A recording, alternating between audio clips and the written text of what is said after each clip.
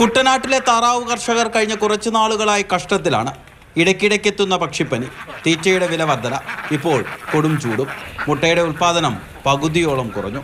1 kilo മീന് 135 രൂപ, 1 kilo ഒരു പാട്ട കക്കായ്ക്ക് 130 രൂപ.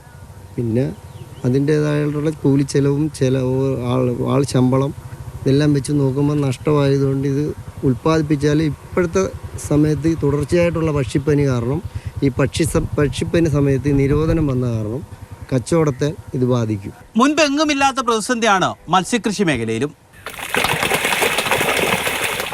ഫാമുകളിൽ നിന്ന് മീൻകുഞ്ഞുങ്ങൾ വിറ്റുപോകുന്നില്ല. അഥവാ ആവശ്യക്കാർ ഉണ്ടെങ്കിൽ തന്നെ കൊടുംചൂടിനെ അതിജീവിച്ച് എത്തിക്കാനാകുന്നില്ല.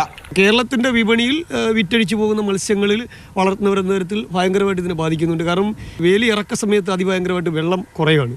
ആ സമയത്ത് അമോണിയ ക്രിയേറ്റ് ചെയ്യാനുള്ള സാധ്യത, അതുകൂടാതെ ചൂടിൻ്റെ കാഠിന്യം കാരണം വെള്ളത്തിൽ നിന്ന് കുമിള പൊങ്ങുന്നത് പോലെ ഇങ്ങനെ ഉണ്ടായിട്ട് ഓക്സിജൻ ഡിപ്രഷൻ ഉണ്ടായിട്ട് വളരെ പെട്ടെന്ന് ഒരു അറ്റാക്ക് വന്ന് മത്സ്യം മരിക്കുന്ന പോലെയാണ്. അതായത് നമ്മളിപ്പോൾ രാത്രി നമ്മളിവിടുന്ന് പോയി ചിലപ്പം രാവിലെ വരുന്ന 1 മണിക്കൂർ താമസിച്ച് പോയാൽ ഒരുപക്ഷെ കംപ്ലീറ്റ് മത്സ്യങ്ങളും ചത്തുപോകുന്ന സാഹചര്യത്തിലാണ് ഉള്ളത്. മീൻ കുഞ്ഞുങ്ങളെ ഒന്നും വിൽക്കാനൊന്നും പറ്റുന്നില്ല. ഒരു മീൻ കുഞ്ഞുങ്ങളെ സാധാരണ നമ്മൾ പാക്ക് ചെയ്താണ് കവറിനകത്താണ് കൊടുത്തു വിടുന്നത്. ഒരു കാരണവശാലും ഇപ്പോഴത്തെ കണ്ടീഷനിൽ നമുക്ക് മത്സ്യക്കുഞ്ഞുങ്ങളെ പാർസൽ ചെയ്യാൻ പറ്റുന്നതേ ഇല്ല. ശരിക്കും പറഞ്ഞാൽ കഴിഞ്ഞ 1.5 മാസത്തിലേറെ ആയിട്ട് ഒരു രൂപയുടെ പോലും കച്ചവടം നമുക്ക് ചെയ്യാൻ പറ്റാത്ത സാഹചര്യത്തിലാണ് മുമ്പോട്ട് പോകുന്നത്.